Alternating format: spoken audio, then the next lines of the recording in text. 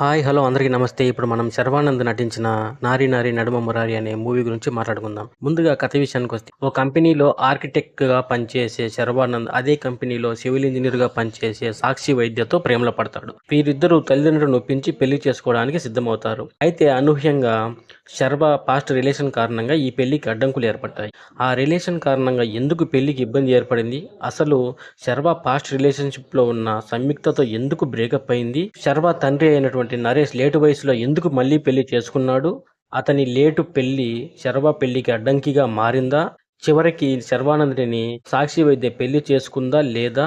శర్వ లైఫ్‌లోకి re entry ఇచ్చిన సంయుక్త ఏం చేసింది అనేది మిగిలిన కథ. సినిమా స్టార్టింగ్ నుంచి ఎండింగ్ వరకు నరేష్ స్క్రీన్ పై కనిపిస్తే చాలు మెరిపే.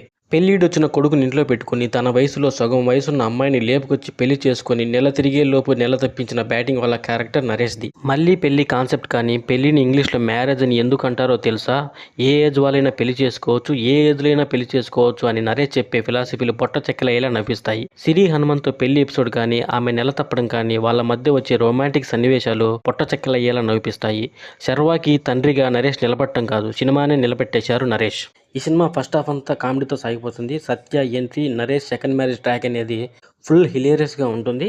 ఈ సినిమాలో సెకండ్ హాఫ్లో వచ్చే పార్టీ సీన్ సినిమాకే హైలైట్ అని చెప్పొచ్చు. కోర్ట్ సీన్ కూడా చాలా బాగుంటుంది. నరేష్ వన్ మ్యాన్ షో అనే చెప్పాలి. ఈ సినిమాలో ఇంటర్వెల్ బ్లాక్ అదిరిపోతుంది.